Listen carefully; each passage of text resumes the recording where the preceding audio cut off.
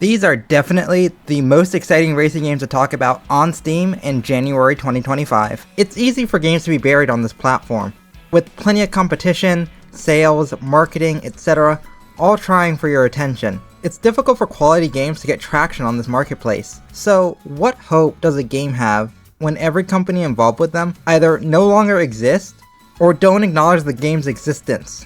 What is Fastbeat and why is it on Steam?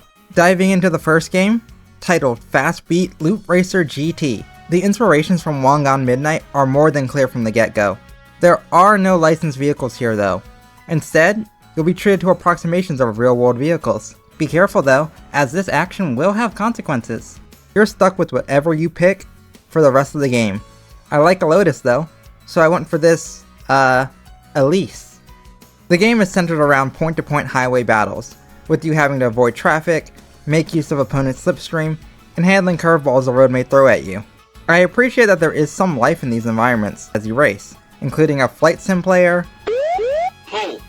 fireworks, and other little details sprinkled around these stages. The game's routes also don't constrict you to the highway. You'll be diving through side streets, which is just fun and poses its own challenge when it comes to traffic spawns and trying to position yourself for success, particularly with re-entry onto the highway. And you'll be visiting a total of 4 cities: Shanghai, Beijing, Tokyo, and Osaka. Progression is tied to a point system, with a skill point obtained each time you level up. You can then invest this point into horsepower, handling, and aero. You also have the option to just respec your vehicle at any point. Through my playthrough, I personally found power to be the best investment for my not Lotus to sustain wins, but investing in handling as well keeps the car responsive, swerving through traffic and taking sharp corners. So there's a little bit of a balance to be kept there.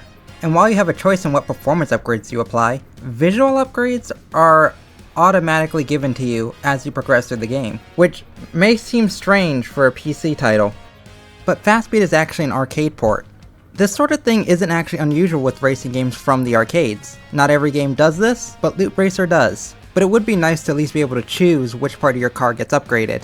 Beyond the racing itself, as you've probably seen crop up on screen a few times, is this game's story, and with it, you'll be treated to a lot of context. Nothing actually happens in this campaign. All the race briefings and in-game dialogue, it's just really there to justify the races happening. There is an overarching plot point and recurring characters, but everything here is one note. But what this campaign does, and it's probably one of the most unique, perhaps not in a positive way, but also not a negative aspects, is this. Notice anything? Let's watch it again. In the 2017 video game Fastbeat Loop Racer GT, you don't play as anyone. You, the player, don't exist. There are characters, there is a story that progresses, but you don't control them. Seriously. You see, every stage has all this text and all this dialogue and justifications, but the car you control is completely irrelevant to the story.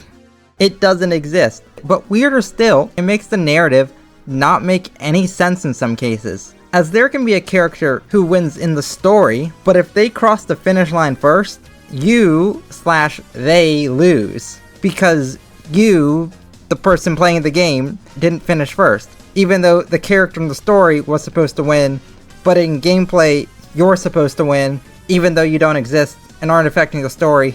I'm not entirely sure why they handle it this way. Because you kind of also do exist. Like, when you collide with someone, they'll remark about it. I'm genuinely perplexed at this game's framing. Did the developers do this so that you would be kept in the same car through the whole game? Was that a mandate? Playing as a ghost car was less weird than just having every level protagonist drive the same vehicle? Were they intent on having 2 opponents per level, but just couldn't write more dialogue for a third character? Are you a ghost of the Wangan, stalking street racers by night and day, forced to run these same loops for eternity? Who knows? What I do know is that the further you get into the game, the less experience you get, making upgrades less frequent, which can make later races a bit of a struggle. But this is actually where the mileage mode comes in, and this mode actually has some faint resemblance to Tokyo Extreme, just in reverse. You select a location, are dropped in, with the main goal being to cover as much distance as possible. Rivals will challenge you every few seconds, and these showdowns are quick sprints with wins adding to your allotted time, and losses subtracting from it. In my playthrough, I never felt the need to grind out this mode. Every chapter lets you play every mission apart from the final one, so you can play a later level and experience some points from that, and then retry the mission that you were struggling with. But the mileage mode itself is a great addition, and on say like a Steam Deck or ROG Ally, it's not bad for some pick up and play racing. Nothing like a good old time limit to really bring on the pressure. Overall, Loop Racer is a solid, fun, arcade racing experience, not doing anything too revolutionary, and considering what you can get on Steam during a sale, it's hard to really argue why you should buy it, despite my enjoyment of it, but its full price is only $10 US, and if you want a no-frills competent racing game, then this is the one for you. It doesn't promise the world, nor does it deliver it, but it's not a game I would call bad.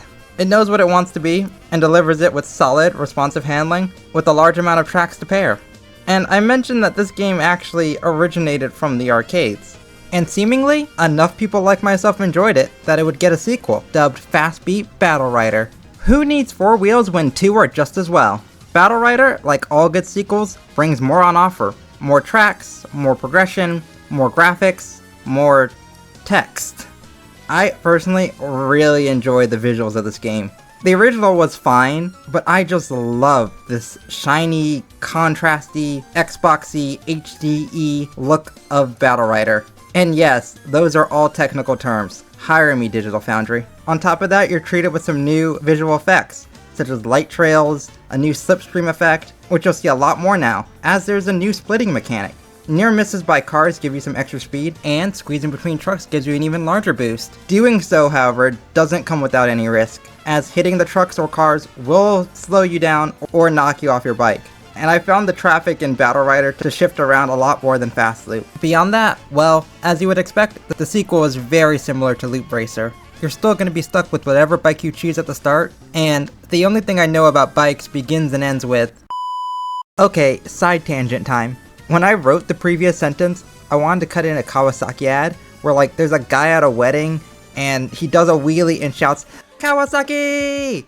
But for the life of me, I cannot find the specific ad, and now I'm wondering if I just imagined that. Alright, back to the script. But I picked this one, as it says it's lovely, and I trust it. You still don't exist in the story, and points are still rewarded for level progression, which then are used on your upgrades. However, you do now have a second set of points, which can be used for visual mods and vanity items. Paint, wheels, lights, driving effects, helmets, and outfits are all on offer for you to purchase.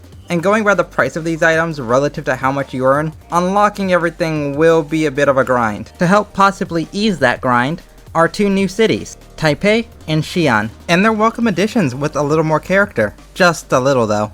The new storyline of course brings in new characters, and in this entry they're all obsessed with chasing down Nicolas Cage.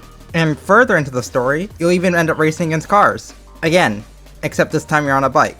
Plus, you have the return of some of the first game's characters. Despite not at all caring about the story in either game, seeing the same PNG pop up again was definitely a...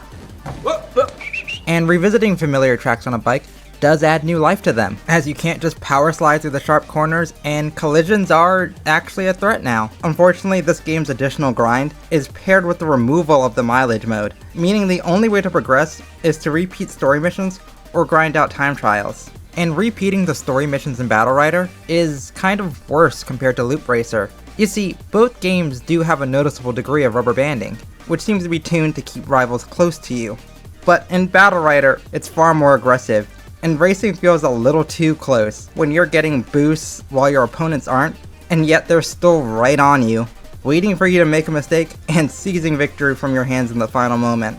Now, in Loop Racer, the AI could speed past you at inopportune moments, but their speed did seem to be capped once they got past you. In Battle Rider, it's more like black box rubber banding, with the AI continuing to zoom on once they've overtaken you. Despite this, Battle Rider is a good sequel that takes 2 steps forward, 1 step back. The loss of the mileage mode lessens the replayability, and makes the newly added grind much worse than it needs to be. Most racing games let you beat times, but chasing distance is easy enough and unique enough to keep one coming back for a slightly different and unique experience, as simple as the mode was in Loop Racer.